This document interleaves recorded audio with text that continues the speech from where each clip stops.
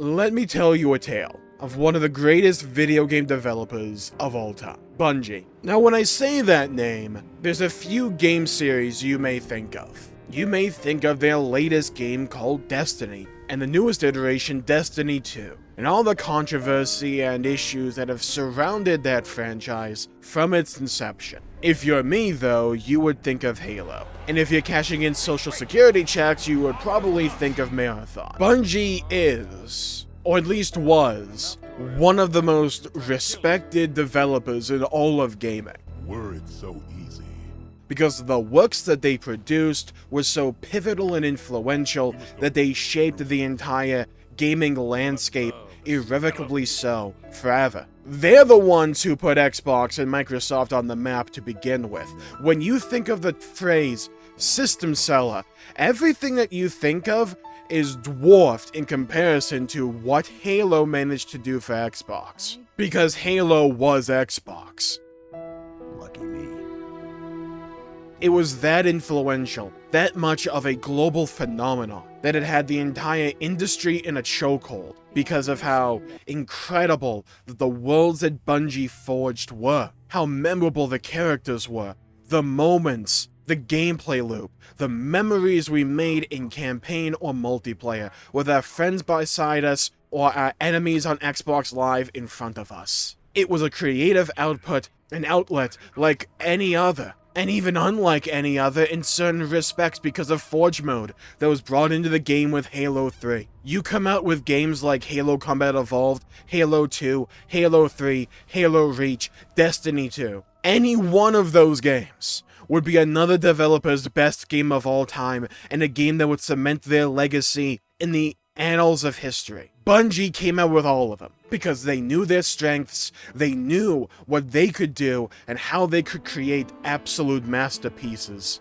And time again, they rewarded the optimism and pride people had in playing Bungie titles, with stellar release after stellar release. And when they did fall, when they did trip over themselves, they would try and at least course correct. Destiny 1 had significant issues on launch. Destiny 1 by the end of it was well known and beloved by a core fan base. And then Destiny 2 came out, again with certain issues that got fixed and iterated on time and time again over the course of that game's lifespan.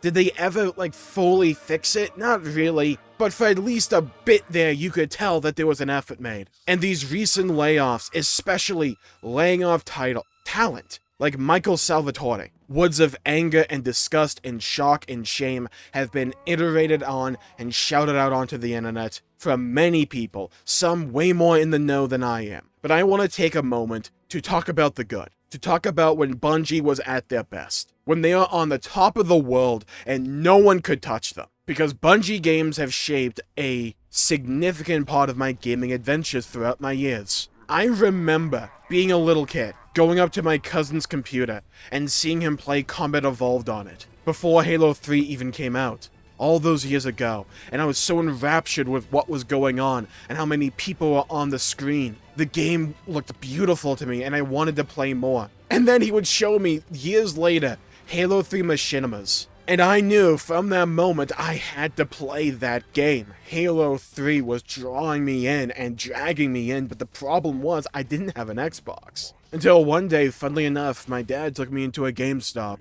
and surprised me and got me an Xbox 360 and a used copy of Halo 3. We went back, we set it up, and the main menu theme. They let me pick. Did I ever tell you that? Choose whichever Spartan I wanted. You know me. I did my research, watched as you became the soldier we needed you to be. Like the others, you were strong and swift and brave. A natural leader. But you had something they didn't. Something no one saw but me. Can you guess? Luck.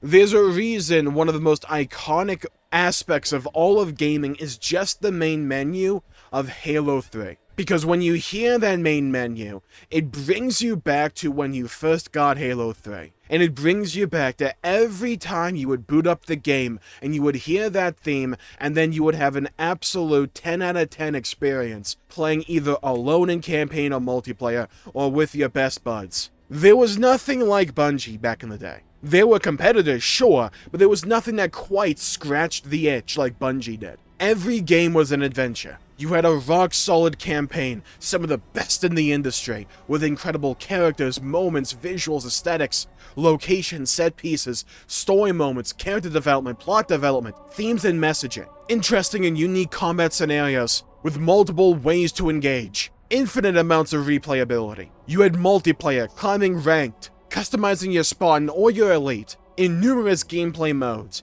on every map that was pretty much a banger, except for Snowbound. If you know, you know. And then you could go in and freshen up the experience with a little bit of Forge mode, or custom games, and just play around and be wacky and silly and just see what this game would let you do. Because chances are, if you could think it, the game would let you. And if you did something cool or you wanted to show something off, you had theater mode right there. In the days before capture cards and OBS were commonplace, theater mode captured all of those key moments for you, like a time capsule, waiting for you to utilize it. Every aspect flowed into one another to create a sum that was greater than each individual part, and each individual part added together. They flowed with one another, they worked with one another, they benefited off of one another. Halo Reach came out and had some issues, Amalok, I understand that, but god damn it, was it not an amazing experience? You had Halo 3 ODST, and the biggest critique Bungie received in those early Halo years, you want to know the biggest critique they received?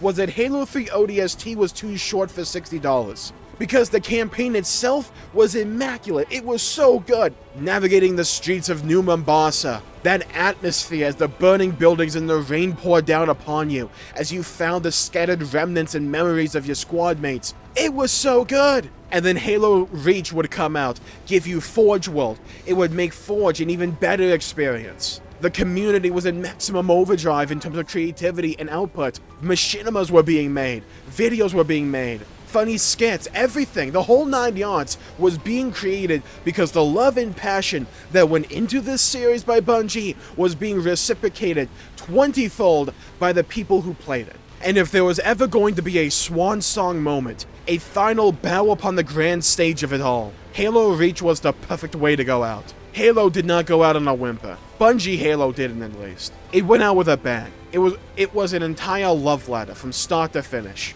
And then they wanted to try something new. And did it work entirely? No, but they tried their best. They tried at least. But over the years, we watched Bungie get picked apart piece by piece. Controversy after controversy. Talent after talent, the old guard leaving. And the new product that would be implemented was just not the same. And decision after decision making would slowly erode trust and a relationship that had been built up over a decade until it was but a husk of its former self. And I'm not going to make some kind of bold declaration that Bungie is going to be completely over, but I will join in on the choir of voices echoing this sentiment. The Bungie we knew is dead. They died a long time ago, but the memory is starting to become a little bit more distant, especially with these recent layoffs. Falling victim to corporate greed, like a lot of others have. A studio that, for the longest time, and if you weren't there at the time when Bungie was on the top of the mountain, it is hard to describe and to really point to any parallel that exists in the modern day to what Bungie was back then. If you ever wanted to know what Xbox brought to the table back in those 360 years and why the 360 was so popular, it was Halo. It was simply Halo. Everything else was icing on the cake. Halo was the vanguard. And I think in 5, 10, 20 years time, when we look back at the greatest video game developers of all time, Bungie will be one of the first we think of.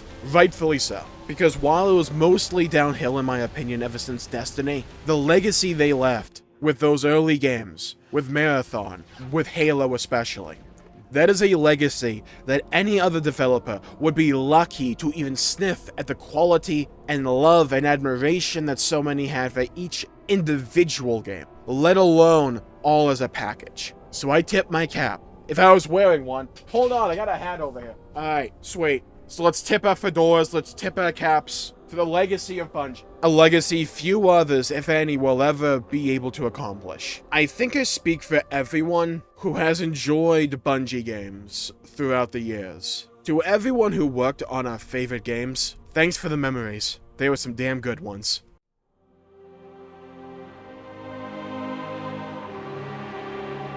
It didn't take long for Reach to fall. Our enemy was ruthless, efficient, but they weren't nearly fast enough. For you had already passed the torch. And because of you, we found Halo, unlocked its secrets, shattered our enemy's resolve. Our victory, your victory, was so close. I wish you could have lived to see it. But you belong to Reach. Your body, your armor, all burned and turned to glass. Everything. Except your courage. That you gave to us. And with it, we can rebuild.